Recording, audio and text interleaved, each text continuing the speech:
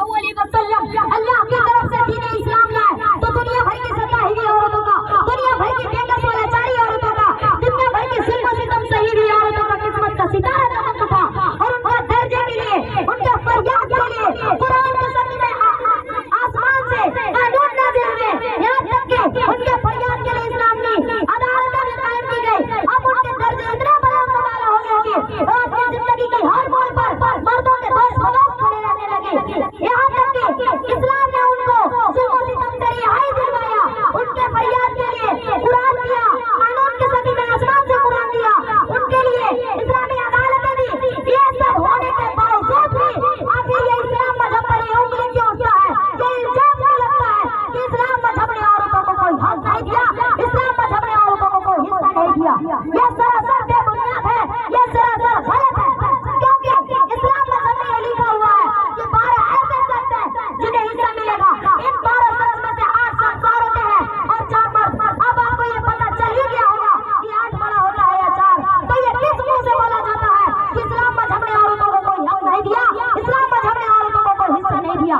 ये सरासर बेबुनियाद है, क्योंकि अगर औरतें माँ हैं तब भी हिस्सा मिलेगा, औरतें बीवी हैं तब भी हिस्सा मिलेगा, औरतें बेटी हैं तब भी हिस्सा मिलेगा, औरतें बहन हैं तब भी हिस्सा मिलेगा, औरतें दादी हैं तब भी हिस्सा मिलेगा, औरतें पोती हैं तब भी हिस्सा मिलेगा।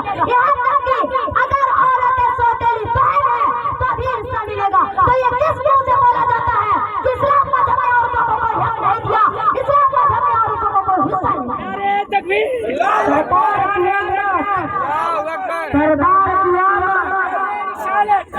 नारे रिसालत, नारे रिसालत, हुजूर की आमद, हुजूर की आमद, हुजूर की आमद, हुजूर की आमद।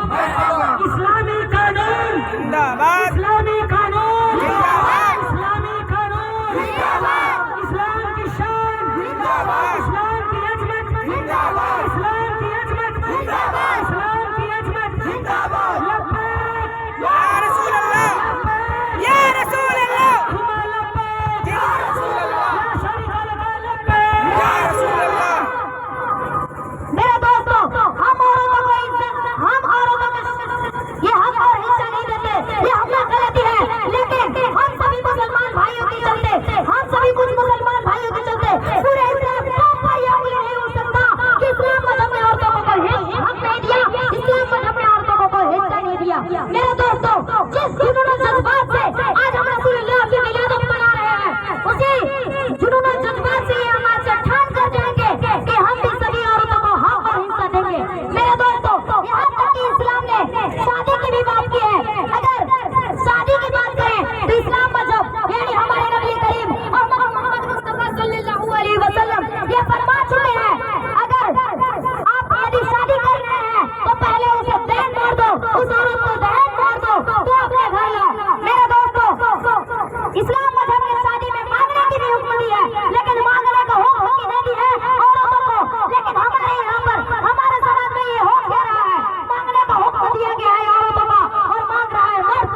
ये गलत है, ये हराम है, क्योंकि अगर आज हम दहेज मोहर का मुतालिबा नहीं करके दहेज का मुतालिबा कर रहे हैं तो याद रखिए मुसलमान भाइयों कि हमें दहेज मोहर का मुतालिबा छोड़कर जब दहेज का मुतालिबा कर रहे हैं तो हश्र के मैदान में भी हमें खड़ा होना है, हमें अल्लाह से भी जवाब, अल्लाह को भी जवाब देना है। मेरे दोस्तों, अगर हम जानते हैं, कुछ मुसलमान भाई जानते हैं कि दहेज देना पाप है और वो दहेज नहीं लेते हैं, अगर जब दहेज मोहर का मुतालिबा करते हैं, जब दहेज मोहर का मुतालिबा करते हैं और दहेज मोहर ज्यादा मांगा जाता है तो बोलते हैं कि जब हम दहेज का मुतालिबा किए ही नहीं तो ये तीसरा दहेज मोहर क्यों?